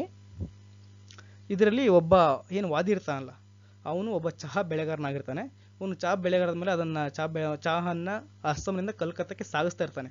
ಆ ಸಾಗಿಸ್ತಾ ಇದ್ದಾಗ ಏನು ಮಾಡ್ತಾರೆ, ಅಸ್ಸಾಂ ರಾಜ್ಯ ಅಸ್ಸಾಂ ತೆರಿಗೆ ಅಧಿನಿಯಮದಡಿಯಲ್ಲಿ ಆ ಸಾಗಣೆಗೆ ತೆರಿಗೆಯನ್ನು ವಿಧಿಸ್ತಾರೆ. ಆ ತೆರಿಗೆಯನ್ನು ವಿಧಿಸಿದಾಗ ಅವನೇನು ಮಾಡ್ತಾನೆ, ನ್ಯಾಯಾಲಯದಲ್ಲಿ ಸುಪ್ರೀಂ ಕೋರ್ಟಿಗೆ ಅರ್ಜಿ ಹಾಕ್ತಾನೆ. ಅವನು ಈ ಥರ ನಮ್ಮದು ಅನುಚ್ಛೇದ 301 ಉಲ್ಲಂಘನೆ ಆಗ್ತದೆ ಅಂತ ಹೇಳಿಬಿಟ್ಟು. ಆಗ ಅಸ್ಸಾಂ ರಾಜ್ಯದ ತೆರಿಗೆಯನ್ನು ನೋಡಿಬಿಟ್ಟು ಸುಪ್ರೀಂ ಕೋರ್ಟ್ ಏನು ತೀರ್ಪು ಕೊಡ್ತಾರೆ, ಸರ್ವೋಚ್ಚ ನ್ಯಾಯಾಲಯ ಏನು ತೀರ್ಪನ್ನು ಕೊಟ್ಟಿದೆ ಆತ್ಮ ವಿದ್ಯಾರ್ಥಿಗಳೇ, ನ್ಯಾಯಾಲಯವು ಅಸ್ಸಾಂ ತೆರಿಗೆ ಕಾಯ್ದೆ ಮುಕ್ತ ವ್ಯಾಪಾರಕ್ಕೆ ನೇರವಾಗಿ ನಿರ್ಬಂಧನೆ ಹಾಕಿದೆ. ಇದೇನು ಮಾಡ್ತದೆ, ನೇರವಾಗಿ ತೊಡಕನ್ನು ಉಂಟು ಮಾಡಿದೆ. ಈ ರೀತಿ ಮಾಡಬಾರ್ದು, ಮುಕ್ತವಾಗಿ ಇದು ಅಡೆತಡೆಯನ್ನು ಉಂಟು ಮಾಡ್ತಿದೆ ಅಂತ ಹೇಳ್ಬಿಟ್ಟು. ಮತ್ತು ಅನುಚ್ಛೇದ 304 ಯ ಷರತ್ತುಗಳನ್ನು ಪಾಲಿಸಲ್ಲ. ಏನು ಈ ಕಾಯ್ದೆ ಇದೆಯಲ್ಲ, ಅಸ್ಸಾಂ ರಾಜ್ಯದ ತೆರಿಗೆ ಕಾಯ್ದೆ 1954, ಈ ಕಾಯ್ದೆಯು ಏನು 304A ಯಲ್ಲಿರುವಂಥ 3 ಷರತ್ತುಗಳಿದ್ದಾವೆ, ಅದನ್ನು ಪಾಲಿಸಿಲ್ಲ. ಆದ್ದರಿಂದ ಸಿಂಧುವಲ್ಲ ಅಂತ ಹೇಳ್ಬಿಟ್ಟು, ಆದ್ದರಿಂದ ಈ ಕಾಯ್ದೆಯು ಅಸ್ಸಾಂ ತೆರಿಗೆ ವಿಧಿಸುವುದು 301 ಉಲ್ಲಂಘಿಸಿ, ಆದ್ದರಿಂದ ಅಸ್ಸಾಂ ತೆರಿಗೆ ಕಾಯ್ದೆಯು ಅಸಿಂಧವೆಂದು ತೀರ್ಪೆತ್ತಿದೆ. ಆತ್ಮ ವಿದ್ಯಾರ್ಥಿಗಳು ಅರ್ಥ ಆಯ್ತಲ್ವಾ? ಆಯ್ತರ. Next one, automobile transport versus state of Rajasthan ಪ್ರಕರಣದಲ್ಲಿ ಏನು ಹೇಳ್ತಾನೆ, ಅರ್ಜಿದಾರನು ಮೋಟಾರ್ ವೆಹಿಕಲ್ಸ್ ಆಕ್ಟ್ 1951 ಕಾಯ್ದೆಯು 301 ಉಲ್ಲಂಘಿಸುತ್ತದೆ ಎಂದು ಪ್ರಶ್ನಿಸಿದನು. 301 ಉಲ್ಲಂಘಿಸಿದ ಪ್ರಶ್ನೆಯನ್ನು, ರಾಜ್ಯದ ಕಾಯ್ದೆಯು ರಾಜ್ಯದ ರಸ್ತೆಯನ್ನು ಉಪಯೋಗಿಸುವ ವಾಹನಗಳಿಗೆ ಅಂತ ವಾಹನಗಳ ಮೇಲೆ ತೆರಿಗೆ ವಿಧಿಸಿತು. ನ್ಯಾಯಾಲಯವು ರಾಜಸ್ಥಾನದ ತೆರಿಗೆ ಕಾಯ್ದೆ 1951 ಸಿಂಧುತ್ವವನ್ನು ನ್ಯಾಯಬದ್ಧವನ್ನು ಹೇಳಿತು. ಅರ್ಥ ಮಾಡ್ಕೊಳ್ಳಿ. ಏನು ಹೇಳ್ತದಾನೆ ಇಲ್ಲಿ, ಅವನು ಸಿಂಧುತ್ವವನ್ನು ಪ್ರಶ್ನಿಸ್ತಾನೆ. ನ್ಯಾಯಾಲಯವು ರಸ್ತೆ ಮೇಲೆ ತೆರಿಗೆಯನ್ನು ವಿಧಿಸುವುದನ್ನು ಯಾರು, ಅರ್ಜಿದಾರನು. ನ್ಯಾಯಾಲಯವು ಏನು ಹೇಳುತ್ತೆ ಅದಕ್ಕೆ, ನ್ಯಾಯಾಲಯ ರಾಜಸ್ಥಾನ ತೆರಿಗೆ ಕಾಯ್ದೆ 1951 ಸಿಂಧುತ್ವವನ್ನು ನ್ಯಾಯಬದ್ಧವನ್ನು ತೀರ್ಪಿತ್ತು. ಈ ಕಾಯ್ದೆಯು ನಿಯಂತ್ರಣಾತ್ಮಕವಾಗಿದ್ದು ಪರಿಹಾರಾತ್ಮಕ ಕಾಯ್ದೆ ಎಂದು ಮತ್ತು ಇಂತಹ ಕಾಯ್ದೆಗಳ ಅನುಚ್ಛೇದ 301 ಉಲ್ಲಂಘಿಸುವುದಿಲ್ಲ. ಯಾಕೆ ಈ ಕಾಯ್ದೆ ಉಲ್ಲಂಘನಿಸ್ತಿಲ್ಲ, ಈ ಕಾಯ್ದೆ ಯಾಕೆ ಚೆನ್ನಾಗಿ ಕರೆಕ್ಟ್ ಇದೆ, ಈ ಯಾಕೆ ಕಾಯ್ದೆ ಬೇಕು ಅಂತ ಹೇಳಿದಕ್ಕೆ ಅಂದರೆ ನಿಯಂತ್ರಣಾತ್ಮಕವಾಗಿದೆ ಈ ಕಾಯ್ದೆ ಮತ್ತು ಪರಿಹಾರಾತ್ಮಕ ಕಾಯ್ದೆ ಆಗಿದ್ದರಿಂದ ಇಂತಹ ಕಾಯ್ದೆಗಳು ಅನುಚ್ಛೇದ 301 ಉಲ್ಲಂಘಿಸುವುದನ್ನು ತೀರ್ಪೆತ್ತಿದೆ. ಆತ್ಮ ವಿದ್ಯಾರ್ಥಿಗಳೇ, next one, GK Krishna versus state of Tamil Nadu ಪ್ರಕರಣ. ಅರ್ಥ ಮಾಡ್ಕೊಳ್ಳಿ. ಏನಲ್ಲಿ GK Krishna versus state of Tamil Nadu ಪ್ರಕರಣದಲ್ಲಿ ಮನವಿದಾರನು ಮದ್ರಾಸ್ ಮೋಟಾರ್ ವೆಹಿಕಲ್ ಆಕ್ಟ್ ಅಥವಾ taxation act 1931 Madras motor vehicle taxation act ಗಾಗಿ ಹೊರಡಿಸಿದ ಸರ್ಕಾರದ ಅಧಿಸೂಚನೆ ನೋಟಿಫಿಕೇಶನ್ ಸಿಂಧುತ್ವವನ್ನು ಪ್ರಶ್ನಿಸಿದನು. ಏನ್ ಮಾಡ್ತಾನೆ ಅವನು, ಜಿ ಕೃಷ್ಣ ಮನವಿದಾರನ ಏನ್ ಮಾಡ್ತಾನಪ್ಪ ಅಂದ್ರೆ, Madras motor vehicle taxation act ಸಂಬಂಧಿಸಿಪಟ್ಟಂತ ಒಂದು ಗೋರ್ಮೆಂಟ್, ಅಲ್ಲಿನ ಗೋರ್ಮೆಂಟ್ ಏನ್ ಮಾಡ್ತದೆ, ಒಂದು ಅಧಿಸೂಚನೆ ಅಥವಾ ನೋಟಿಫಿಕೇಶನ್ ಹೊರಡಿಸಿರುವ ನೋಟಿಫಿಕೇಶನ್ ಸಿಂಧುತ್ವವನ್ನು ಪ್ರಶ್ನಿಸಿದವನು. ಈ ಕಾಯ್ದೆಯ ಮೂಲಕ ಮೋಟಾರ್ ವಾಹನಕ್ಕೆ ತೆರಿಗೆಯನ್ನು ಹೆಚ್ಚಿಸಿರ್ತಾರೆ ಅವರು ಮತ್ತು ಓಮಿಯನ್ ಬಸ್ಗಳು ಮತ್ತು ಪ್ರತಿ ಸ್ಥಾನದ ಪ್ರತಿ ಸೀಟಿಗೆ 30ರಿಂದ ₹100ಗಳಿಗೆ ಹೆಚ್ಚಿಸಿತ್ತು. ಈ ರೀತಿಯ ನಿರ್ಬಂಧನೆ ವಿಧಿಸುವ ಕಾನೂನು ಅಸಿಂಧುವೆಂದು ಮತ್ತು ಅಂತಹ ಕಾನೂನಿಗೆ ಅನುಚ್ಛೇದ 304 ಅಡಿಯಲ್ಲಿ ರಾಷ್ಟ್ರಪತಿಯ ಸಮ್ಮತಿ ತೆಗೆದುಕೊಳ್ಳದೇ ಇರುವುದರಿಂದ ಅನುಚ್ಛೇದ 301 ಉಲ್ಲಂಘಿಸುತ್ತದೆ ಎಂದು ವಾದಿಸಲಾಯಿತು. ನ್ಯಾಯಾಲಯವು ಕರಾರಿನ ಮೇಲೆ ತೆಗೆದುಕೊಳ್ಳುವ ವಾಹನಗಳ ಮೇಲೆ ವಿಧಿಸುವ ತೆರಿಗೆಯು ಅಧಿಸೂಚನೆಯ ಪರಿಹಾರಾತ್ಮಕ ಸ್ವಭಾವವೆಂದು ಮತ್ತು ಅನುಚ್ಛೇದ 301 ಉಲ್ಲಂಘಿಸಲೆಂದು ತೀರ್ಪಿಸಿತು. ಅವನೇನೇ ಮಾಡಿರ್ತಾನೆ, ಕ್ವಶನ್ ನೀವು ಫ್ಯಾಕ್ಟ್ ಅನ್ನು ಅರ್ಥ ಮಾಡ್ಕೊಳ್ಳಿ, ಈಸಿ ವೇಲ್ ಗೊತ್ತಾಗುತ್ತೆ. ಏನು ಹೇಳ್ತದಾನೆ, ಮನವಿದಾರನು Madras motor vehicle taxation act 1931 ಅಥವಾ Madras motor vehicles taxation act 1931ರಲ್ಲಿ ಹೊರಡಿಸಿ ಏನು ಅದ್ರ ಸಂಬಂಧಪಟ್ಟಂತೆ ಅಲ್ಲಿನ ಸರ್ಕಾರವು ಒಂದು ಅಧಿಸೂಚನೆ ಹೊರಡಿಸುತ್ತೆ. ಏನು ಅದರ ಸಿಂಧುತ್ವವನ್ನು ಪ್ರಶ್ನಿಸ್ತಾನೆ ಅದು ಅಧಿಸೂಚನೆ ಮೇಲೆ ಅವನು. ಈ ಕಾಯ್ದೆಯ ಮೂಲಕ ಮೋಟಾರ್ ವಾಹನಕ್ಕೆ ತೆರಿಗೆಯನ್ನು ಹೆಚ್ಚಿಸುತ್ತೆ. ಈ ಕಾಯ್ದೆಯ ಮೂಲಕ ಅಧಿಸೂಚನೆಯಲ್ಲಿ ತೆರಿಗೆಯನ್ನು ಹೆಚ್ಚಿಸಿರ್ತಾರೆ ಮೋಟಾರ್ ವಾಹನಕ್ಕೆ ಸಂಬಂಧಪಟ್ಟಂತೆ. ಮತ್ತು ಓಮಿನಿ ಬಸ್ಗಳ ಪ್ರತಿ ಸ್ಥಾನದ ಪ್ರತಿ ಸೀಟಿಗೆ 30ರಿಂದ ರೂಗಳಿಗೆ, ಏನು ಸೀಟ್ಗಳು ಇರ್ತಾವಲ್ಲ ಆ ಸೀಟ್ಗಳಿಗೆ 30ರಿಂದ 100ಗಳಿಗೆ ಹೆಚ್ಚಿಸಲಾಗಿತ್ತು. ಈ ರೀತಿಯ ನಿರ್ಬಂಧನೆ ವಿಧಿಸುವ ಕಾನೂನು ಅಸ್ತಿತ್ವವೆಂದು ಮತ್ತು ಅಂತಹ ಕಾನೂನಿಗೆ ಅನುಚ್ಛೇದ 304 ಬಿ ಅಡಿಯಲ್ಲಿ ರಾಷ್ಟ್ರಪತಿಯ ಸಮ್ಮತಿ ತೆಗೆದುಕೊಳ್ಳದೆ ಇವರು ರಾಷ್ಟ್ರಪತಿ ಷರತ್ತುಗಳನ್ನು ತೆಗೆದುಕೊಳ್ಳುವುದಿಲ್ಲ ಅಂತ ಮತ್ತೆ ಅವನು ಹೇಳ್ತಿದ್ದಾನೆ ಇಲ್ಲಿ. ಅದೇ ಥರನೇ ಇರುವುದರಿಂದ ಅನುಚ್ಛೇದ 300 ಉಲ್ಲಂಘಿಸುತ್ತದೆ ಎಂದು ಏನು ಹೇಳ್ತಾನೆ ಅರ್ಥ ಮಾಡ್ಕೊಳ್ಳಿ. ಒಂದು ನೋಟಿಗೆ ಸಿಂಧುತ್ವವನ್ನು ಪ್ರಶ್ನಿಸಿದಾನೆ. ಅದರಲ್ಲಿ ಓಮಿನಿ ಬಸ್ಗಳಿಗೆ ಸೀಟ್ಗಳಿಗೆ ಸಂಬಂಧಪಟ್ಟಂತೆ ಅವರು ಅಮೌಂಟನ್ನು ಜಾಸ್ತಿ ಮಾಡಿರ್ತಾರೆ, ಪ್ರೈಸನ್ನು, ಅದನ್ನು ಪ್ರಶ್ನಿಸಿದಾನೆ. ಅದಲ್ಲದೆ ಇವರು ರಾಷ್ಟ್ರಪತಿ ಸಮ್ಮತಿಯನ್ನು ಪಡೆದುಕೊಳ್ಳಿರುವುದಿಲ್ಲ ಅಥವಾ 304 ಬಿ ಯಲ್ಲಿರೋ ಷರತ್ತುಗಳನ್ನು ಪೂರೈಸುವುದಿಲ್ಲ ಅಂತೇಳಿ ವಾದಿಸ್ತಾ ಇದ್ದಾನೆ. ಅನುಚ್ಛೇದ 300 ಆದ್ದರಿಂದ ಇದೇನು ಮಾಡ್ತಾ ಇದೇನು ಮಾಡ್ತಾ ಆದ್ದರಿಂದ ಅನುಚ್ಛೇದ 300 ಉಲ್ಲಂಘಿಸುತ್ತೆ ಎಂದು ವಾದಿಸಲಾಯಿತು. ನ್ಯಾಯಾಲಯವು ಕರಾರಿನ ಮೇಲೆ ತೆಗೆದುಕೊಳ್ಳುವ ವಾಹನಗಳ ಮೇಲೆ ವಿಧಿಸುವ ತೆರಿಗೆ, ಆದರೆ ನ್ಯಾಯಾಲಯ ಹೇಳುತ್ತೆ ಕರಾರಿನ ಮೇಲೆ ತೆಗೆದುಕೊಳ್ಳುವ ವಾಹನಗಳ ಮೇಲೆ ವಿಧಿಸುವ ತೆರಿಗೆಯು ಅಧಿಸೂಚನೆಯ ಪರಿಹಾರಾತ್ಮಕ ಸ್ವಭಾವವೆಂದು ಅನುಚ್ಛೇದ 301 ಉಲ್ಲಂಘಿಸುವುದಿಲ್ಲ ಎಂದು ತೀರ್ಪೆತ್ತಿತು. ಆತ್ಮೀಯ ವಿದ್ಯಾರ್ಥಿಗಳೇ, ಇನ್ನು next BR enterprises state of Uttar Pradesh. ಇದು ತುಂಬ ಇಂಪಾರ್ಟೆಂಟು. BR ಎಂಟರ್ಪ್ರೈಸಸ್ ಹೊಸ ಸ್ಟೇಟ್ ಆಫ್ ಉತ್ತರ ಪ್ರದೇಶ ಪ್ರಕರಣ ತುಂಬ ಇಂಪಾರ್ಟೆಂಟ್, ಅರ್ಥ ಮಾಡ್ಕೊಳ್ಳಿ ಅಂತ ಹೇಳ್ತಾರೆ ಇಲ್ಲಿ. ಪ್ರಕರಣದಲ್ಲಿ ಮನವಿದಾರನು ಲ್ಯಾಟ್ರಿಸ್ ರೆಗ್ಯುಲೇಷನ್ಸ್ ಆ್ಯಕ್ಟ್, ಏನು ಹೇಳಿ ಲ್ಯಾಟ್ರಿಸ್ ರೆಗ್ಯುಲೇಷನ್ಸ್ ಆ್ಯಕ್ಟ್ 1998 ಈ ಆ್ಯಕ್ಟ್ನ ಸಿಂಧುತ್ವವನ್ನು ಪ್ರಶ್ನಿಸಿದನು. ರೆಗ್ಯುಲೇಷನ್ ಆ್ಯಕ್ಟ್ ಇರ್ತದೆ ಎಲ್ಲಿ ಉತ್ತರ ಪ್ರದೇಶದಲ್ಲಿ ರೆಗ್ಯುಲೇಷನ್ ಆ್ಯಕ್ಟ್ ಸಂಬಂಧಪಟ್ಟಂತೆ ಸಿಂಧುತ್ವವನ್ನು ಪ್ರಶ್ನಿಸ್ತಾನೆ. ಅದನ್ನು ಏನಂತ, ಉತ್ತರ ಪ್ರದೇಶ ರಾಜ್ಯವು ಕಲಂ 5ರ ಪ್ರಕಾರ ಬೇರೆ ಹಲವು ರಾಜ್ಯಗಳ ಲ್ಯಾಟ್ರಿಗಳನ್ನು ನಿಷೇಧಿಸಿ ಆಜ್ಞೆ ಹೊರಡಿಸುತ್ತೆ. ಅರ್ಥ ಮಾಡ್ಕೊಳ್ಳಿ, ಉತ್ತರ ಪ್ರದೇಶ ರಾಜ್ಯವು ಕಲಂ 5ರ ಪ್ರಕಾರ ಏನಿದೆ ಲ್ಯಾಟ್ರಿಸ್ ಆ್ಯಕ್ಟ್ ಇದೆಯಲ್ಲ ಕಲಂ 5ರ ಪ್ರಕಾರ ಬೇರೆ ಹಲವು ರಾಜ್ಯಗಳ ಲ್ಯಾಟ್ರಿಗಳನ್ನು ನಿಷೇಧಿಸಿ ಆಜ್ಞೆಯನ್ನು ಹೊರಡಿಸಿರುತ್ತೆ. ಅದಕ್ಕಾಗಿ ಕಾಯ್ದೆಯು ಕಲಂ 5ರ ಆಜ್ಞೆಯು ಅನುಚ್ಛೇದ 301, 302 ಮತ್ತು 303 ಉಲ್ಲಂಘಿಸುತ್ತೆ ಎಂದು. ಈ ರೀತಿಯಾಗಿ ನಿಷೇಧಾಜ್ಞೆ ಹೊರಡಿಸಿರುವಂತಹ ಉತ್ತರ ಪ್ರದೇಶ ರಾಜ್ಯವು ಕಲಂ 301, 302 ಮತ್ತು 303 ಉಲ್ಲಂಘಿಸುತ್ತೆ ಎಂದು ಮತ್ತು ಅದರಿಂದ ಸಿಂಧುತ್ವವನ್ನು ವಾದಿಸಿದನು. ಉಲ್ಲಂಘಿಸುತ್ತೆ ಅಂತ ಹೇಳ್ಬಿಟ್ಟು ಏನು ಮಾಡ್ತಾನೆ, ಸಿಂಧುತ್ವವನ್ನು ಪ್ರಶ್ನಿಸ್ತಾನೆ.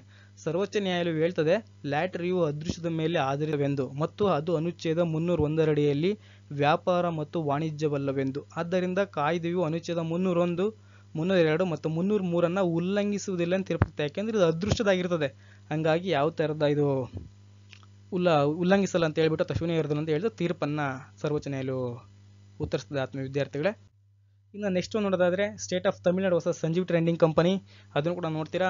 ಅದೇ ಥರ ನೆಕ್ಸ್ಟ್ ಒಂದು ವ್ಯಾಪಾರ ಮತ್ತು ವಾಣಿಜ್ಯ ಮೇಲೆ ನಿರ್ಬಂಧನೆಗಳು.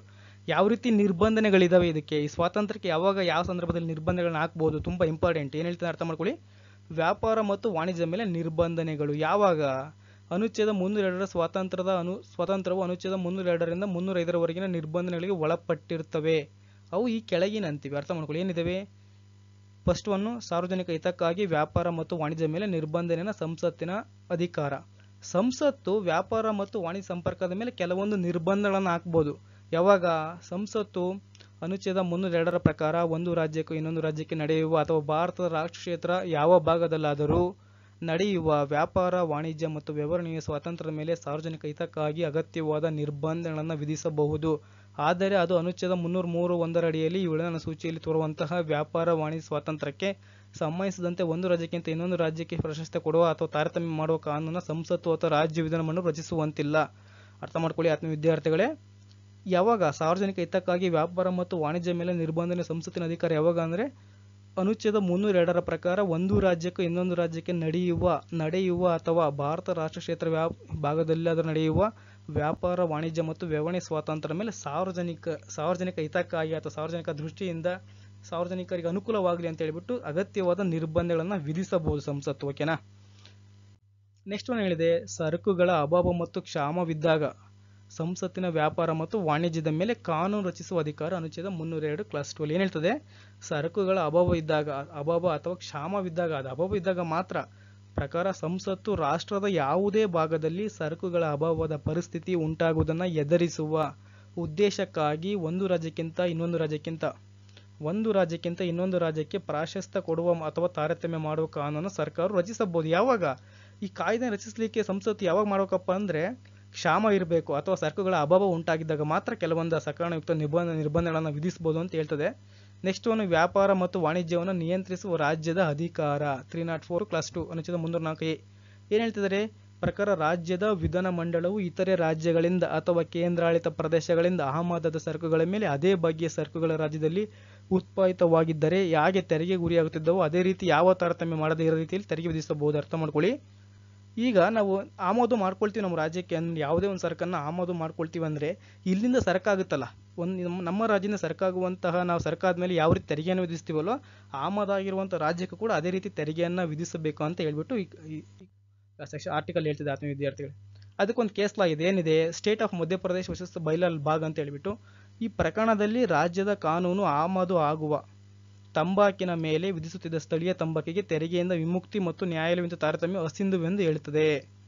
ನೆಕ್ಸ್ಟ್ ಒನ್, ಸಾರ್ವಜನಿಕ ಹಿತಕ್ಕಾಗಿ ಸೂಕ್ತ ನಿರ್ಬಂಧಗಳನ್ನು ವಿಧಿಸುವ ರಾಜ್ಯ ಅಧಿಕಾರ. ಅರ್ಥ ಮಾಡ್ಕೊಳ್ಳಿ, ಸಾರ್ವಜನಿಕ ಹಿತಕ್ಕಾಗಿ ಸೂಕ್ತ ನಿರ್ಬಂಧಗಳನ್ನು ವಿಧಿಸುವ ರಾಜ್ಯದ ಅಧಿಕಾರ.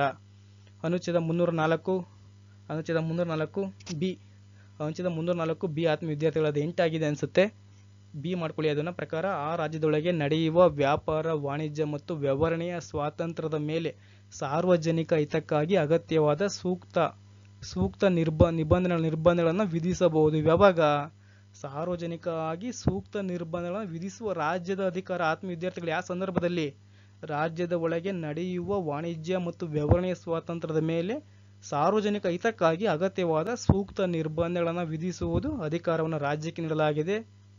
ಅದೇ ಥರ ನೆಕ್ಸ್ಟ್, ಅಸ್ತಿತ್ವದಲ್ಲಿರುವ ಮತ್ತು ರಾಜ್ಯದ ಏಕಸ್ವಾಮ್ಯ ಕಾನೂನುಗಳನ್ನು ಉಳಿಸುವಿಕೆ. ಅನುಚ್ಛೇದ 305 ಹೇಳ್ತದೆ. ಅನುಚ್ಛೇದ 305ರ ಪ್ರಕಾರ ರಾಷ್ಟ್ರಪತಿ ಆದೇಶದ ಮೂಲಕ ಜಾರಿಗೆ ಬಂದಂಥ ಎಲ್ಲ ಅಸ್ತಿತ್ವದಲ್ಲಿರುವ ಕಾನೂನುಗಳು ಮತ್ತು ರಾಜ್ಯದ ಏಕಸ್ವಾಮ್ಯ ಕಾನೂನುಗಳನ್ನು ಉಳಿಸಲಾಗಿದೆ. ಆತ್ಮೀಯ ವಿದ್ಯಾರ್ಥಿಗಳಿಗೆ ಸಂಬಂಧಪಟ್ಟಂತೆ ಒಂದು ಕೇಸ್ ಲಾ ಇದೆ. ಏನು? Saghir Ahmad versus state of UP. ಏನು ಹೇಳಿ? Saghir Ahmad versus state of UP. ತುಂಬ ಇಂಪಾರ್ಟೆಂಟ್, ಅರ್ಥ ಮಾಡ್ಕೋಬೇಕು ಈ ಕಾನ್ಸೆಪ್ಟ್ ನೀವು. Saghir Ahmad versus state of UP ಪ್ರಕರಣದಲ್ಲಿ ರಾಜ್ಯದ ಏಕಸ್ವಾಮ್ಯದ ಕಾನೂನು ಅನುಚ್ಛೇದ 301ರಲ್ಲಿ ನೀಡಲಾದ ವ್ಯಾಪಾರ, ವಾಣಿಜ್ಯದ ಮತ್ತು ವ್ಯವಹರಣೆಯ ಸ್ವಾತಂತ್ರ್ಯಕ್ಕೆ ತದ್ವಿರುದ್ಧವಾಗಿರುತ್ತದೆಯೇ ಎಂಬ ಪ್ರಶ್ನೆ ಇದೆ. ಏನಂತ ಇದೆ? ಪ್ರಕರಣದಲ್ಲಿ ರಾಜ್ಯದ ಏಕಸ್ವಾಮ್ಯದ ಕಾನೂನು ಅನುಚ್ಛೇದ 301ರಲ್ಲಿ ನೀಡಲಾದ ವ್ಯಾಪಾರ, ವಾಣಿಜ್ಯದ ಮತ್ತು ವ್ಯವಹರಣೆಯ ಸ್ವಾತಂತ್ರ್ಯಕ್ಕೆ ತದ್ವಿರುದ್ಧವಾಗಿರುತ್ತದೆಯೋ ಎಂಬ ಪ್ರಶ್ನೆ ಉದ್ಭವಿಸುತ್ತಿಲ್ಲಿ. ಎಂಬ ಪ್ರಶ್ನೆ ಸೃಷ್ಟಿಯಾದಾಗ ಅನುಚ್ಛೇದ 19(1) ಅಡಿಯ ವ್ಯಾಪಾರ, ವಾಣಿಜ್ಯ ಸ್ವಾತಂತ್ರ್ಯವು ಸಂವಿಧಾನದ ಮೊದಲನೇ ತಿದ್ದುಪಡಿಯ ಕಾಯ್ದೆಯ ನಂತರ ರಾಜ್ಯದ ಏಕಸ್ವಾಮ್ಯದ ಕಾನೂನು ಅನುಚ್ಛೇದ 19(1) ಯಿಂದ ಹೊರಗಿಡಲಾಗಿತ್ತು. ನ್ಯಾಯಾಲಯವು ಆದ್ದರಿಂದ ಅನುಚ್ಛೇದ 304 ಬಿ ಅಡಿಯಲ್ಲಿ ರಚಿಸಿದ ಕಾನೂನು ಅನುಚ್ಛೇದ 301ರ ಸ್ವಾತಂತ್ರ್ಯವನ್ನು ಉಲ್ಲಂಘಿಸಿಲ್ಲ ಅಂತ ಹೇಳುತ್ತಾ ಅರ್ಥ ಮಾಡ್ಕೊಳ್ಳಿ. ತುಂಬಾ ಇಂಪಾರ್ಟೆಂಟ್. ಏನು ಹೇಳ್ತಿದ್ದಾರೆ ಎಂಬ ಪ್ರಶ್ನೆ ಒಂದು ಪ್ರಶ್ನೆ ಉದ್ಭವಿಸ್ತಲ್ಲ, ಆ ಪ್ರಶ್ನೆಗೆ ಅನುಚ್ಛೇದ 19(1) ಅಡಿಯ ವ್ಯಾಪಾರ, ವಾಣಿಜ್ಯ ಸ್ವಾತಂತ್ರ್ಯವು ಸಂವಿಧಾನದ ಮೊದಲನೇ ತಿದ್ದುಪಡಿ ಕಾಯ್ದೆ ನಂತರ ರಾಜ್ಯದ ಏಕಸ್ವಾಮ್ಯದ ಕಾನೂನನ್ನು ಅನುಚ್ಛೇದ 19(1) ಯಿಂದ ಹೊರಗಿಡಲಾಯಿತು. 19(1) ಹೊರಗಿಡಲಾಯಿತು. ಆತ್ಮ ವಿದ್ಯಾರ್ಥಿಗಳೇ, ನ್ಯಾಯಾಲಯವು ಆದ್ದರಿಂದ ಅನುಚ್ಛೇದ 304 ಬಿ ಅಡಿಯಲ್ಲಿ ರಚಿಸಿದ ಕಾನೂನು ಅನುಚ್ಛೇದ 301ರ ಸ್ವಾತಂತ್ರ್ಯವನ್ನು ಉಲ್ಲಂಘಿಸಿಲ್ಲವೆಂದು ಹೇಳ್ತದೆ. ಆತ್ಮ ವಿದ್ಯಾರ್ಥಿಗಳೇ, ಇನ್ನು ನೆಕ್ಸ್ಟ್ ಒನ್, ಅನುಚ್ಛೇದ 304 ಬಿ ಅಡಿಯಲ್ಲಿ ಕಾನೂನು ಸಿಂಧುವಾಗಬೇಕಾದ್ರೆ ಯಾವುದೇ ರಾಜ್ಯವು ಒಂದು ಕಾನೂನನ್ನು ಮಾಡ್ತದೆ ಅಂದರೆ ಅದು ಕಾನೂನು ಇದ್ರ ಮೇಲೆ ವ್ಯಾಪಾರ ಮತ್ತು ವಾಣಿಜ್ಯ ಸಂಪರ್ಕ ವಿವರಣೆಗೆ ಸಂಬಂಧಪಟ್ಟಂತೆ ಯಾವುದೇ ರಾಜ್ಯವು ಕಾನೂನನ್ನು ಮಾಡ್ತಂದ ಮೇಲೆ ಆ ಕಾನೂನು ಸಿಂಧುವಾಗಬೇಕಾದ್ರೆ ಈ ಕೆಳಗಿನ 3 ಷರತ್ತುಗಳನ್ನು ವ್ಯಕ್ತಪಡಿಸಬೇಕಾದ ಪೂರೈಸಬೇಕಾದ. ಆತ್ಮ ವಿದ್ಯಾರ್ಥಿಗಳು ಏನಾಗಿರಬೇಕು? ರಾಷ್ಟ್ರಪತಿ ಅನುಮತಿಯನ್ನು ಆ ಕಾನೂನು ಪಡೆದಿರಬೇಕು. ನೆಕ್ಸ್ಟ್ ಒಂದು, ಸಾರ್ವಜನಿಕ ಹಿತಕ್ಕಾಗಿ ಕಾನೂನು ಜಾರಿಗೊಳಿಸಿರಬೇಕು. ಆ ಕಾನೂನು ವಿಧಿಸಿದ ನಿರ್ಬಂಧನೆ ಸೂಕ್ತವಾಗಿರಬೇಕು. ಆತ್ಮೀಯ ಅರ್ಥ ಮಾಡ್ಕೊಳ್ಳಿ, ತುಂಬಾ ಇಂಪಾರ್ಟೆಂಟ್. ಯಾವುದೇ ರಾಜ್ಯವು ಈಗ ಈ ಕ್ವಶನ್ಗೆ ಸಂಬಂಧಪಟ್ಟಂತೆ ಏನು ವ್ಯಾಪಾರ, ವಾಣಿಜ್ಯ ಮತ್ತು ಸಂಪರ್ಕ ವಿವರಣೆ ಸಂಪರ್ಕ ಸಂಬಂಧಪಟ್ಟಂತೆ ರಾಷ್ಟ್ರಪತಿ ಏನೇ ಕಾನೂನು ಜಾರಿ ತರಬೇಕಾದ್ರೆ ಈ ಕೆಳಗಿನ ಷರತ್ತುಗಳನ್ನು ಪೂರೈಸಬೇಕಾಗುತ್ತದೆ. ಫಸ್ಟ್ ಒನ್ ಏನು? ರಾಷ್ಟ್ರಪತಿಯ ಅನುಮತಿಯನ್ನ ಆ ಕಾನೂನು ಪಡೆದಿರಬೇಕು. ಆ ಕಾನೂನು ಸಾರ್ವಜನಿಕ ಹಿತಕ್ಕಾಗಿ ಆ ಕಾನೂನು ಜಾರಿಗೊಳಿಸಿರುವಂತಿರಬೇಕು. ನೆಕ್ಸ್ಟ್, ಆ ಕಾನೂನು ವಿಧಿಸಿದ ನಿರ್ಬಂಧನೆಯು ಸೂಕ್ತವಾಗಿರಬೇಕು. ಆತ್ಮೀಯ ವಿದ್ಯಾರ್ಥಿಗಳು ಅರ್ಥ ಮಾಡ್ಕೊಳ್ಳಿ, ತುಂಬಾ ಇಂಪಾರ್ಟೆಂಟು. ಆದರೆ ಸಂವಿಧಾನದ 4ನೇ ತಿದ್ದುಪಡಿಯ ನಂತರ ರಾಜ್ಯದ ಏಕಸ್ವಾಮ್ಯದ ಅಸ್ತಿತ್ವದಲ್ಲಿರುವ ಕಾನೂನುಗಳು ಮತ್ತು ಭವಿಷ್ಯದ ಕಾನೂನುಗಳಿಗೆ ಅನುಚ್ಛೇದ 301 ಮತ್ತು 303 ಉಲ್ಲಂಘಿಸುತ್ತದೆ ಎಂಬ ವಾದದಿಂದ ವಿಮುಕ್ತಿ ನೀಡಲಾಗಿದೆ. ಆತ್ಮೀಯ ವಿದ್ಯಾರ್ಥಿಗಳ ಇಂದಿನ ತರಗತಿಯಲ್ಲಿ ನಾವೇನು ವ್ಯಾಪಾರ, ವಾಣಿಜ್ಯ ಮತ್ತು ವ್ಯವಹರಣೆಗೆ ಸಂಬಂಧಪಟ್ಟಂತೆ ಸಂಪೂರ್ಣವಾಗಿ ಅಧ್ಯಯನ ಮಾಡಿದ್ದೀವಿ. ಆತ್ಮೀಯ ವಿದ್ಯಾರ್ಥಿಗಳು ಅದು ಯಾವಾಗ ಬಂತು, ಯಾವಾಗ ಜಾರಿ ಆಯಿತು, 301 ಅಂದ್ರೆ ಏನು, ಆರ್ಟಿಕಲ್ 301 ಅಂದ್ರೆ ಏನು, 302 ಅಂದ್ರೆ ಏನು, 303 ಅಂದ್ರೆ ಏನು, ಸಂಪೂರ್ಣವಾಗಿ 301ರಿಂದ ಅನುಚ್ಛೇದ 307ರವರೆಗೆ ಸಂಪೂರ್ಣವಾಗಿ ಅಧ್ಯಯನ ಮಾಡಿದ್ವಿ. ಆತ್ಮೀಯ ವಿದ್ಯಾರ್ಥಿಗಳೇ, ಇದೇ ಯೂನಿಟ್ ಅಲ್ಲಿ ತುಂಬಾ ಇಂಪಾರ್ಟೆಂಟ್ ಕ್ವಶನ್ಸ್ ನಿಮಗೆ ಅದೊಂದಾಯಿತು. ಇನ್ನು ಕ್ವಶನ್ಸ್ಗಳಿದಾವಲ್ವಾ, ತುಂಬಾ ಇಂಪಾರ್ಟೆಂಟ್. ಯಾವ್ಯಾವ ಇದಾವೆ? Most important questions in examinations. ಇದನ್ನು 16 ಮಾರ್ಕ್ಸಿಗಾರ ಕೇಳ್ಬೋದು ಅಥವಾ 10 ಮಾರ್ಕ್ಸಿಗಾರ ಕೇಳ್ತಾ ಇರ್ತಾನೆ. Discuss the power of parliament to make law means ಸಂಸತ್ತು ಮೀನ್ಸ್ ಶಾಸನ ರಚಿಸುವ ಅಧಿಕಾರವನ್ನು ಚರ್ಚಿಸಿ. Next one, explain the provisions relating to municipalities in the constitutions. Municipality ಕುರಿತು ಸಂವಿಧಾನದಲ್ಲಿ ಇರುವ ಅನುಚ್ಛೇದಗಳನ್ನು ವಿವರಿಸಿ. Next one, explain the financial relations existing between the centre and state. ಆತ್ಮೀಯ ವಿದ್ಯಾರ್ಥಿಗಳೇ, ಕೇಂದ್ರ ಮತ್ತು ರಾಜ್ಯದ ಮಧ್ಯೆ ಇರುವ ಹಣಕಾಸಿನ ಸಂಬಂಧವನ್ನು ವಿವರಿಸಿರಿ. ಅದೇ ತರನೇ explain the administrative relations existing between the centre and the state. ಕೇಂದ್ರ ಮತ್ತು ರಾಜ್ಯ ನಡುವಿನ ಆಡಳಿತಾತ್ಮಕ ಸಂಬಂಧವನ್ನು ವಿವರಿಸಿ. ಅದೇ ತರನೇ explain the provisions of the constitutions relating to panchayat and municipal in India. ಭಾರತದಲ್ಲಿ ಪಂಚಾಯತ್ಗಳು ಮತ್ತು ನಗರಸಭೆಗಳಿಗೆ ಸಂಬಂಧಿಸಿದ ಸಂವಿಧಾನದ ಉಪಬಂಧಗಳನ್ನು ವಿವರಿಸಿ. ಅವುಗಳ ಮಧ್ಯೆ ಇರುವ ಆಡಳಿತಾತ್ಮಕ ಸಂಬಂಧವನ್ನು ವಿವರಿಸಿ. ಆತ್ಮೀಯ ವಿದ್ಯಾರ್ಥಿಗಳು, ಇವೆಲ್ಲ ತುಂಬ ಇಂಪಾರ್ಟೆಂಟ್ ಕ್ವಶನ್ಸ್. ಈಗಾಗಲೇ ಇನ್ನೊಂದು ಪ್ಲಾಟ್ಫಾರ್ಮ್ ಅಲ್ಲಿ ನಮ್ಮ ಕಾಮಧೇನು ಲಾ ಅಕಾಡೆಮಿ ಅವರು ಈಗಾಗಲೇ ಇದನ್ನು ಸಂಪೂರ್ಣವಾಗಿ ವಿವರಿಸಿದ್ದಾರೆ. ಆತ್ಮೀಯ ವಿದ್ಯಾರ್ಥಿಗಳೇ, ನಿಮಗೆ ಸಂಸತ್ತಿನ ಬಗ್ಗೆ ಕೇಂದ್ರ ಮತ್ತು ರಾಜ್ಯಗಳ ನಡುವಿನ ಸಂಬಂಧಗಳಲ್ಲಿ ಶಾಸನೀಯ ಸಂಬಂಧ ಇರಬಹುದು, ಹಣಕಾಸಿನ ಸಂಬಂಧ ಇರಬಹುದು, ಆಡಳಿತಾತ್ಮಕ ಸಂಬಂಧಗಳಲ್ಲಿ ಒಂದು ಕ್ವಶನ್ಸ್ ಕಂಪಲ್ಸರಿ ಇರ್ತದೆ. ಆತ್ಮೀಯ ವಿದ್ಯಾರ್ಥಿಗಳು ಅರ್ಥ ಮಾಡ್ಕೊಳ್ಳಿ, ಒಂದು ಕ್ವಶನ್ಸ್ ಕಂಪಲ್ಸರಿ ಇದಿರ್ತದೆ. ಯಾವುದರಲ್ಲಿ? ಕೇಂದ್ರ ಮತ್ತು ರಾಜ್ಯಗಳ ನಡುವಿನ ಸಂಬಂಧಗಳಲ್ಲಿ. ಅದರಲ್ಲಿ ಹಣಕಾಸಿನ ಸಂಬಂಧ ಆಗಿರ್ಬೋದು, ಶಾಸನೀಯ ಸಂಬಂಧ ಆಗಿರ್ಬೋದು, ಆಡಳಿತಾತ್ಮಕ ಸಂಬಂಧವಾಗಿರ್ಬೋದು. ಈ ಮೂರಲ್ಲಿ ಒಂದು ಕ್ವಶನ್ ಕಂಪಲ್ಸರಿ ಇರ್ತದೆ. ಅದೇ ಥರನೇ ಈಗಾಗಲೇ ನಾನು ಹಿಂದಿನ ತರದಲ್ಲಿ ಸಂಪೂರ್ಣವಾಗಿ ಅಭ್ಯಾಸ ಮಾಡಿದಂತಹ ವ್ಯಾಪಾರ ಮತ್ತು ವಾಣಿಜ್ಯ ವ್ಯವಹಾರಕ್ಕೆ ಸಂಬಂಧಪಟ್ಟಂಥ ಒಂದು ಕ್ವಶನ್ ಕಂಪಲ್ಸರಿ ಇರ್ತದೆ. ಅದಲ್ಲದೆ ಇರ್ತದೆ ಭಾರತದ ಪಂಚಾಯತ್ಗಳಿಗೆ ಸಂಬಂಧಪಟ್ಟಂತೆ ಗ್ರಾಮ ಪಂಚಾಯತಿ ಬಗ್ಗೆ ಇರ್ತದೆ, ಇಲ್ಲ ಮುನ್ಸಿಪಾಲಿಟಿಗಳ ಬಗ್ಗೆ ಇರ್ತದೆ. ಆತ್ಮೀಯ ವಿದ್ಯಾರ್ಥಿಗಳೇ, ಇನ್ನು ನಾವು 6 ಮಾರ್ಕ್ಸ್ಗೆ ನೋಡೋದಾದ್ರೆ ಅಥವಾ 8 ಮಾರ್ಕ್ಸ್ಗೆ ಯಾವ ಕ್ವಶನ್ಗಳನ್ನು ಕೇಳ್ತವೆ ಅಂತ ನಿಮಗೆ ಉದ್ಭವಿಸಬಹುದು. ಆತ್ಮೀಯ ವಿದ್ಯಾರ್ಥಿಗಳೇ, 6 ಮಾರ್ಕ್ಸ್ಗೆ ಅಥವಾ 8 ಮಾರ್ಕ್ಸ್ಗೆ ಏನನ್ನು ಕೇಳ್ತಾರೆ ಅಂದರೆ, ಅನುಚ್ಛೇದ 370 ಅಡಿಯಲ್ಲಿ ಜಮ್ಮು ಮತ್ತು ಕಾಶ್ಮೀರ ರಾಜ್ಯಕ್ಕೆ ನೀಡಿರುವ ವಿಶೇಷ ಸ್ಥಾನದ ಕುರಿತು ಲಘು ಟಿಪ್ಪಣಿ ಬರೆಯಿರಿ. ಅಥವಾ ಒಂದು ಪ್ರಾಬ್ಲಮ್ಸ್ ಕೊಟ್ಟಿದ್ದಾನೆ, ಅದು ಈಗಾಗಲೇ ನಮ್ಮ ಇನ್ನೊಂದು ಪ್ಲಾಟ್ಫಾರ್ಮ್ ಅಲ್ಲಿ ಅದನ್ನು ಸಂಪೂರ್ಣವಾಗಿ ವಿಶ್ಲೇಷಿಸಲಾಗಿದೆ. ಆತ್ಮೀಯ ವಿದ್ಯಾರ್ಥಿಗಳೇ, ಅದೇ ಥರನೇ ಲೋಕಲ್ ಸೆಲ್ಫ್ ಗೌರ್ಮೆಂಟ್, ಸ್ಥಾನಿಕ ಸ್ವಾಯತ್ತತೆ ಸರ್ಕಾರ ಅಂತ ಹೇಳಿಬಿಟ್ಟು 4ನೇ ಕ್ವಶನ್ ಬಂದ್ಬಿಟ್ಟು ನಿಮಗೆ ಅಫಿಷಿಯಲ್ ಲ್ಯಾಂಗ್ವೇಜ್, ಆಡಳಿತ ಭಾಷೆ. ಇವೆಲ್ಲ 6 ಮಾರ್ಕ್ಸ್ಗೆ ಅಥವಾ 8 ಮಾರ್ಕ್ಸ್ಗೆ ಕೇಳುವಂಥ ಪ್ರಶ್ನೆಗಳು. ಆತ್ಮೀಯ ವಿದ್ಯಾರ್ಥಿಗಳ ಇಂದಿನ ತರಗತಿಯಲ್ಲಿ ಸಂಪೂರ್ಣವಾಗಿ ವ್ಯಾಪಾರ, ವಾಣಿಜ್ಯ ಮತ್ತು ಸಂಪರ್ಕ ಸಂಬಂಧಪಟ್ಟ ತಿಳಿದುಕೊಂಡಿದ್ದೇವೆ ಆತ್ಮೀಯ ಎಂದು ನಾನು ಭಾವಿಸುತ್ತೇನೆ. ಇನ್ನೇನು ಕೆಲವೇ ದಿನಗಳಲ್ಲಿ ರಿಸಲ್ಟ್ ಕೂಡ KS ಯೂನಿವರ್ಸಿಟಿ ಹುಬ್ಳಿ ಅವರು ವ್ಯಾಲ್ಯೂಯೇಷನ್ ತ್ವರಿತವಾಗಿ ನಡೀತಾ ಇದೆ. ಇನ್ನೇನು ಕೆಲವೇ ದಿನಗಳಲ್ಲಿ ರಿಸಲ್ಟ್ ಕೂಡ ಅನೌನ್ಸ್ ಆಗ್ತಿದೆ. ಆತ್ಮೀಯ ವಿದ್ಯಾರ್ಥಿಗಳೇ, ಯಾವುದೇ ಅಂಜಿಕೆ ಇಲ್ಲದೆ ಕಾಮಧೇನು ಲಾ ಅಕಾಡೆಮಿಗೆ ಯಾವುದೇ ಟೈಮಲ್ಲಿ ಸಂಪರ್ಕದಲ್ಲಿ ನೀವು ಸಂಪರ್ಕಿಸಬಹುದು. ಈಗಾಗಲೇ ಫಸ್ಟ್ ಯೂನಿಟನ್ನು ಈಗಾಗಲೇ ನಮ್ಮ ಅಕಾಡೆಮಿ ಅವರು ಕಂಪ್ಲೀಟ್ ಮಾಡಿದ್ದಾರೆ ಇನ್ನೊಂದು ಪ್ಲಾಟ್ಫಾರ್ಮಲ್ಲಿ. ಆತ್ಮೀಯ ವಿದ್ಯಾರ್ಥಿಗಳೇ, ಕಾಮಧೇನು ಲಾ ಅಕಾಡೆಮಿಯಲ್ಲಿ 3 ವರ್ಷದ ಕಾನೂನು ವಿದ್ಯಾರ್ಥಿಗಳಿಗೆ ಸಂಬಂಧಪಟ್ಟಂತೆ 2, 4 ಮತ್ತು 6ನೇ ಸೆಮಿಸ್ಟರ್ಗಳ ತರಗತಿಗಳು ಪ್ರಾರಂಭಗೊಂಡಿವೆ. ಇನ್ನು ತಡ ಯಾಕೆ, ಈ ಕೂಡಲೇ ಸಂಪರ್ಕಿಸಿ. ಹೆಚ್ಚಿನ ಮಾಹಿತಿಗಾಗಿ 7353872963ಗೆ ಸಂಪರ್ಕಿಸಿ. ಶುಭವಾಗಲಿ ಎಲ್ಲರಿಗೂ ಅಂತ ಹೇಳಿಬಿಟ್ಟು ಇಂದಿನ ತರಗತಿಯನ್ನು ಸಂಪೂರ್ಣಗೊಳಿಸಿದ್ದೇನೆ. ಆತ್ಮೀಯ ವಿದ್ಯಾರ್ಥಿಗಳೇ, ಸಿರಿಗನ್ನಡಂ ಗೆಲ್ಲಿಗೆ, ಸಿರಿಗನ್ನಡಂ ಬಾಳಿಗೆ.